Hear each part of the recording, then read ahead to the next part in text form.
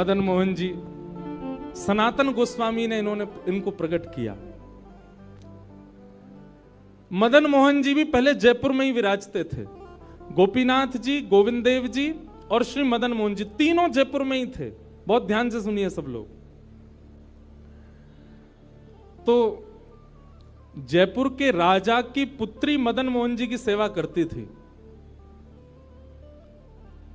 मदन मोहन जी को लाड़ लड़ाती, पूरे दिन उन्हीं को सजाती रहती, उन्हीं का श्रृंगार करती, सेवा करती। राजा स्वयं गोविंद देव जी की सेवा करते और उनकी जो पत्नी थी वो गोपीनाथ जी की, मतलब पूरा परिवार ही तीनों ठाकुर की सेवा करते थे। अलग अलग भवन में, अलग अलग महलों में ठाकुर जी विराजते थे।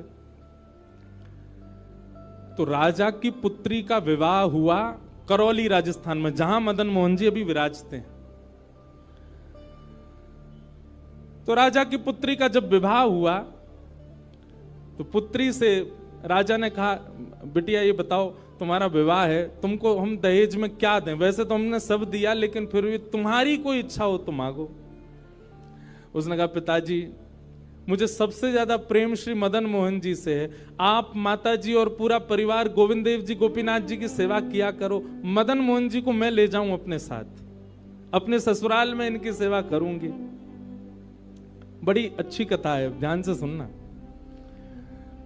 राजा रोने लगा, अपनी पुत्री के बोला, मुझे क्षमा कर दे पुत्री, तू जो मांगेगी सो दूंगा, पर ये मेरे हृदय हैं, मैं इनको नहीं दे सकता। मैं वृंदावन से मुगलों से बचा करके इनको लेके आया हूं।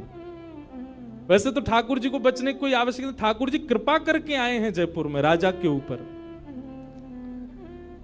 पर इनको देख करके मेरे प्राण बचते हैं।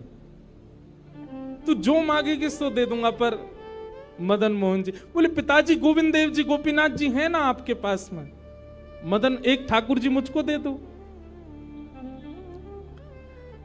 यहां राजा की जिद हो गई, नहीं दूंगा। पुत्री की जिद हो गई कि मुझे तो चाहिए, नहीं तो मैं विदाई नहीं होंगी। राजा की पत्नी ने भी कहा, अब इतनी कह रही है तो आप दे दीजिए ना, हमारे पास 2 ठाकुर हैं, इनकी सेवा हम करेंगे विस्तार से। और वैसे भी मदन मोहन जी की पूरी सेवा बचपन से उसने ही की है। तो राजा ने एक प्रस्ताव रखा। बोले, अच्छा पुत्री एक काम करते हैं। बोले, क्या? मैं तेरी आंख पे पट्टी बांधूंगा और आंख पे पट्टी बांध करके मदन मोहन जी जैसे 7 स्वरूप तेरे सामने खड़ा करूंगा, जिनमें से 6 स्वरूप जो होंगे वो मैं बनवाऊंगा और 1 स्वरूप वास्तविक मदन मोहन जी होंगे। आंख पे पट्टी बांध करके तुझे स्पर्श करके अगर तूने असली मदन मोहन जी को पहचान लिया तो मैं ये मान जाऊंगा कि तू नहीं, ठाकुर जी तेरे संग जाना चाहते हैं। ठाकुर जी की इच्छा पता चल जाएगी। तो राजकुमारी बोली, ठीक है, आप ये प्रयोजन कीजिए। राजा ने महाराज कारीगरों को बुलवाया और मदन मोहन जी के डिट्टो कॉपी 6 स्वरूप बनवाए और 6 स्वरूप बनवा करके मदन मोहन जी सहित 7 स्वरूपों को खड़ा किया। पुत्री के आंख पर पट्टी बांध दी, एक जैसा इत्र, एक जैसी पोशाक, एक जैसा मुकुट, एक जैसा श्रृंगार, सब कुछ बिल्कुल एक जैसा। और कहा, पुत्री अब तू इनमें से जो 7 में से पहचान लेगी, अगर असली तूने पहचान लिए तो मैं तेरे संग भेज दूंगा। उसने हाँ तो बोल दिया, लेकिन वो कांपने लगी, घबराने लगी। जैसे ही उसने नेत्रबंद किए तो कथा ऐसी है कि वो रात्रि में जब सोई, अगले दिन परीक्षण होना था, तो रात्रि में जब सोई तो बहुत रोई और ठाकुर जी से कहने लगी, नाथ मैं आपसे बहुत प्रेम करती हूं, मैं आपके बगैर नहीं रह सकती, पर मेरे पिताजी की बहुत जिद है। अब कहीं मैं आपको नहीं पहचान पाई, मेरे तो प्राण ही निकल जाएंगे, विदा होना तो बहुत दूर की बात है।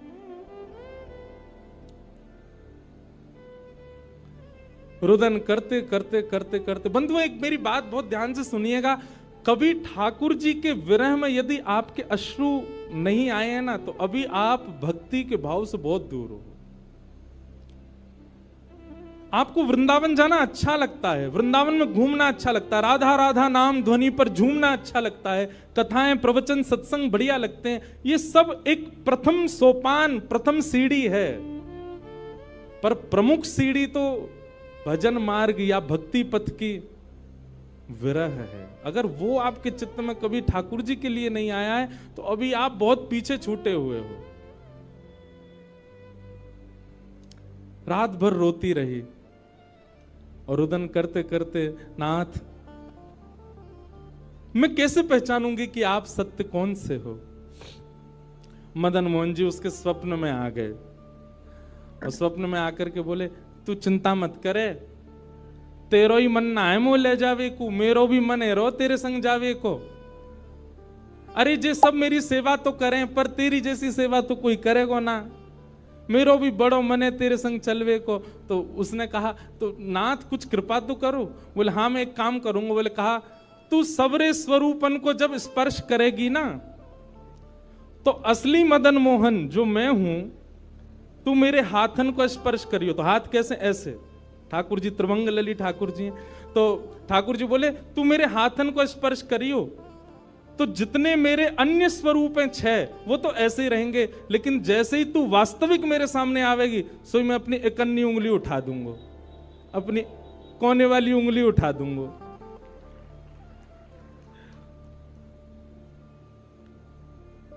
ठाकुर जी कितना प्रेम करते हैं अपने भक्त से। ठाकुर जी बोले मैं अपनी इकन्नी उंगली उठा दूंगा और तू स्पर्श करती करती मेरी जैसे इकन्नी उंगली उठे वाकू पकड़ लियो और तुरंत पिताजी से कह दियो, जय रे मदन मोहन जी, मैं चल दूंगा तेरे संग। अब तो दूसरे दिन वो पिताजी के पास गए, पिताजी जल्दी करिए, कब चलना है कब? बोले तुझे तो इतना विश्वास है जैसे तू वास्तविक में मदन मोहन जी को ले ही जाएगी, लेकिन बिटिया तू भी याद रखियो मैंने ऐसे स्वरूप बनवाए कि कोई बता ही नहीं सकता कि असली मदन मोहन कौन से। बोले पिताजी आप सन्मुख पधराओ। तो महाराज भीड़ लग गई देखने वालों की, पूरा राजभवन इकट्ठा हो गया जयपुर का। 7 स्वरूप विराजमान हुए। पुत्री के आंख पर अभी विवाह हुआ, उसका विदाई नहीं हुई है, आंख पर पट्टी बांध करके और कहा जाओ अगर मदन मोहन जी की इच्छा होगी तो तू ढूंढ ले। अब मदन मोहन जी तो पहले ही बता चुके हैं, ऐसे मिलूंगा। जैसे मानो टीचर पहले ही एग्जाम पेपर लीक कर दे, ये क्वेश्चन आने वाले तैयार कर आना।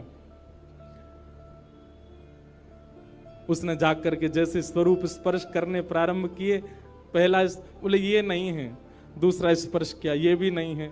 ठाकुर जी खड़े थे 5वीं पंक्ति में, 5वें वाले थे।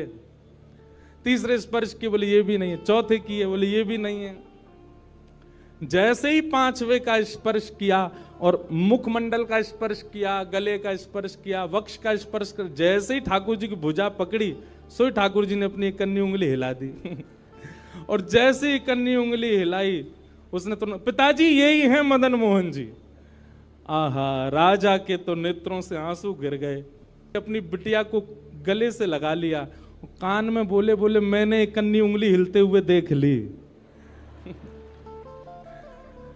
मुझे ये बात पता चल गई है कि भैया तेरी जिद नहीं है इनको ले जाने की, इनकी भी जिद है तेरे संग जाने की। और महाराज गाजे बाजे रथ में आरूढ़ करके श्री मदन मोहन लाल जी करौली राजस्थान को प्रस्थान किए। बोलो मदन मोहन लाल की।